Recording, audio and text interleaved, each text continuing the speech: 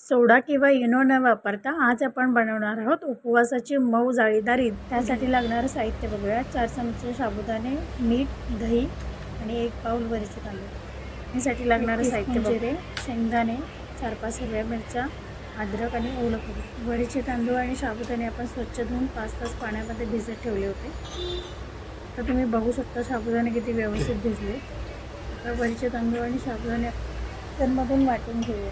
आपण हे पीठ तयार करून घेतलंय। साधारण अशी कन्सिस्टन्सी पाहिजे त्याची। यामध्ये आता आपल्याला न सोडा किंवा इनो न वापरता आपण इडली करणार आहोत। त्यासाठी पण टाकूया थोडंसं दही, एक साधारण 1 वाटी दही।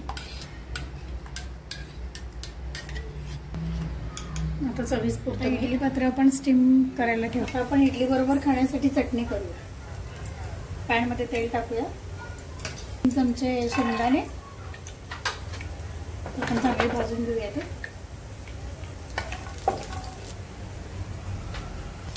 आता शेंगदाणे चांगले भाजले, त्यामध्ये टाकूया खोबरं,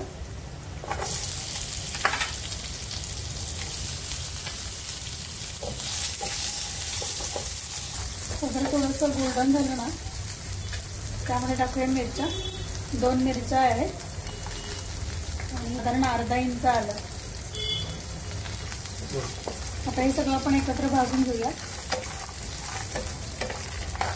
आता एक अर्धा चमचा जिरे टाकून घेऊया। हे सगळं एकत्रित भाजून घेऊया व्यवस्थित। आता हे सगळं व्यवस्थित भाजलं गेलंय।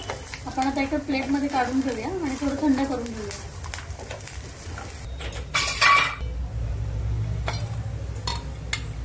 झालेलं आहे, आपण मिक्सर मध्ये काढून घेऊया। मीठ ऍड करूया। आता ही आपली चटणी तयार आहे। ह्याला आपण आता जिऱ्याचा तडका देऊन घेऊया।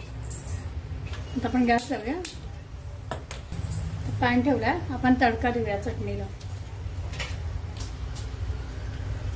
1 चमचा तेल गरम झालं की त्यामध्ये टाकूया जिरे।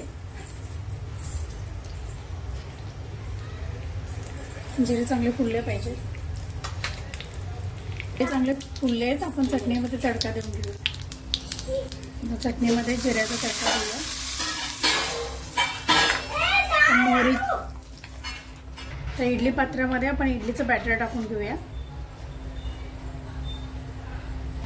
आता इडली पात्रामध्ये आपण हे बॅटर भरून घेतलंय। आता स्टीम करायला आपण भांडं ऑलरेडी ठेवलंय, तर ते स्टीमरला लावून घेऊया। आता आपण इडली काढून बघूया कशी झाली। छान फुलल्यात इडल्या, तुम्ही बघू शकता कशा छान झाल्या। चला तर तयार आहे आपली उपवासाची इडली, नक्की करून